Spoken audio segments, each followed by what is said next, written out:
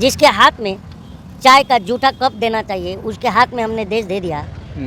तो इसी तरह से तो बातें आएंगी। 11 साल में घर छोड़ लिया, 1949 में पैदा हुआ तो 1960 में घर छोड़ दिया और 1995 तक भीख मांगा तो इसने चाय कब बेची और बांग्लादेश की आज़ादी में सत्याग्रह कब किया और 87 में ईमेल भी कब कर लिया कि नींद जगा के लात मारेंगे और सवाल करेंगे कि हमारा फ्यूचर लूटा जा रहा था तो तुम्हारे मुंह में जबान नहीं थी क्या। 24 के इलेक्शन में मिलिएगा और ये बात आप मुझसे पूछिएगा कि कंगना रनौत किसी न किसी लोकसभा से चुनाव लड़ते हुए मिलेगी। स्वागत है आपका सोशल बिहार में। मैं हूं विशाल। देखिए अभी हम मौजूद हैं पटना के नेताओं के नगरी में, यानी कि जहां पर नेताओं का ज़्यादातर ऑफिसेज है, आवास है, इलाका कहा जाता है विरचंद पटेल पद। और वहीं पे हमें मिले हैं कलीम भाई। कलीम भाई महाराष्ट्र के रहने वाले हैं, बिहार में क्या कर रहे हैं इनसे हम जानेंगे। कलीम भाई स्वागत है सोशल बिहार में। बिहार में सबसे पहले आपका स्वागत है। Thank you sir. ये बताइए कि आपका मैं लगातार वीडियो देखता हूँ, आपका मैं बड़ा फ़ैन भी हूँ। जिस तरीके से आप बात रखते हैं, आपके कई लोग तारीफ़ भी करते हैं, कई लोग आलोचना भी करते हैं। और एक शिकायत होती है आपसे कि नरेंद्र मोदी का आप तारीफ़ क्यों नहीं करते हैं, आलोचना ही क्यों करते हैं उनकी आप? पहले ये बताइए, तारीफ़ के काबिल कोई काम किए हो तो तारीफ़ किया जाए। तारीफ़ उसकी होती है जो काम करता है। और देखिए, जब जो आदमी बचपन में ही घर की जिम्मेदारी छोड़कर भाग गया घर, उसके बाद भीख मांगा 35 साल और और फिर चाय भी बेच लिया था, समझे नहीं।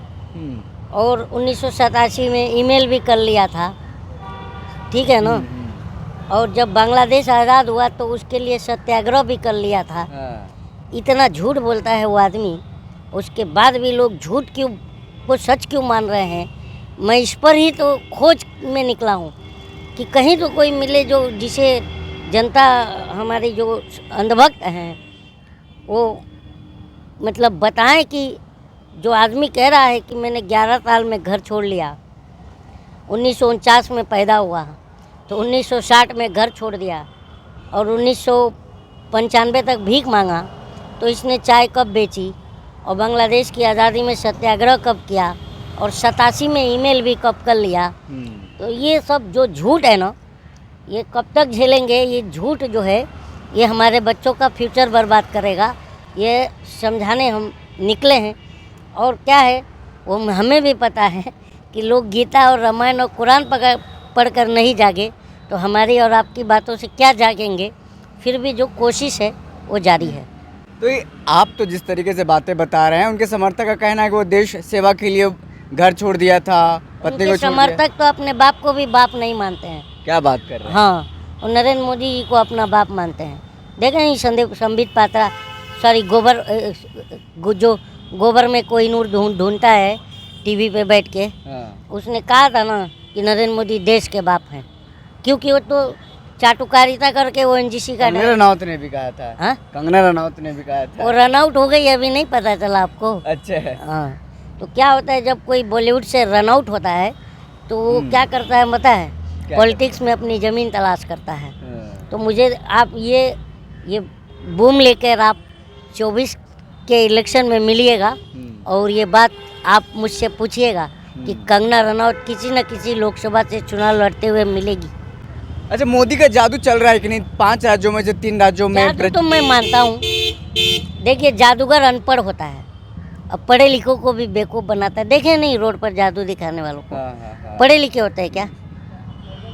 तो ये तो आप सही कहा आपने, जादूगर।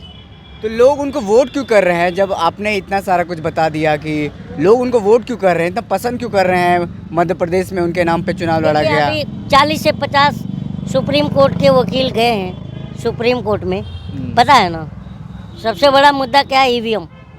और ईवीएम जो है चार्जिंग को लेकर के भी सवाल उठा है ना सुप्रीम कोर्ट में।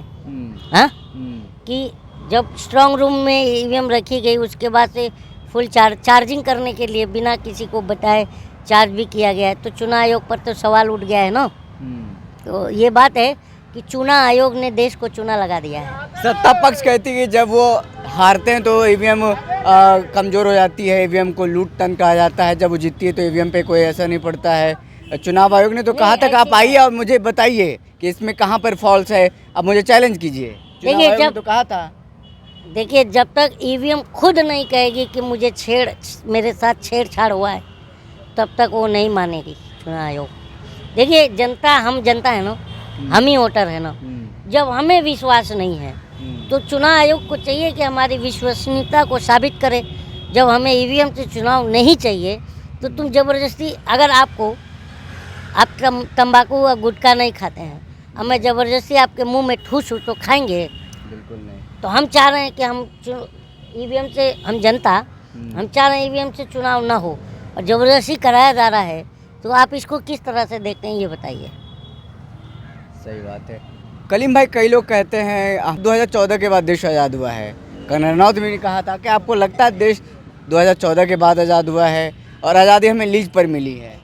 जितने ये मानने वाले हैं, पहले तो इन सबको उठा के जेल में डालना चाहिए, क्योंकि ये हमारे शहीदों का अपमान किए हैं, इन्होंने कर भी रहे हैं। ठीक है, एक बात बताइए कि जिसके हाथ में चाय का जूठा कप देना चाहिए, उसके हाथ में हमने देश दे दिया, तो इसी तरह से तो बातें आएंगी, है ना। अभी देखिए, राजस्थान में मृत्यु भोज पर रोक लगा दी गई, शामिल होगा वो भी जेल जाएगा। तो बताइए, ये क्या है?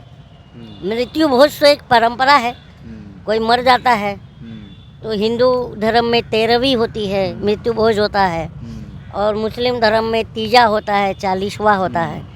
तो आज तुम धर्म की राजनीति करते हो और वोट लेते हो धर्म के नाम पर, और चोट भी करते हो धर्म के ऊपर, है ना। तो ये लोगों को समझना पड़ेगा, नहीं तो बच्चे जो है ना, मैं बार बार एक बात कहता हूँ कि नींद से जगा के लात मारेंगे और सवाल करेंगे कि हमारा फ्यूचर लूटा जा रहा था तो तुम्हारे मुंह में जबान नहीं थी क्या? तो क्या जवाब देंगे, बताइए।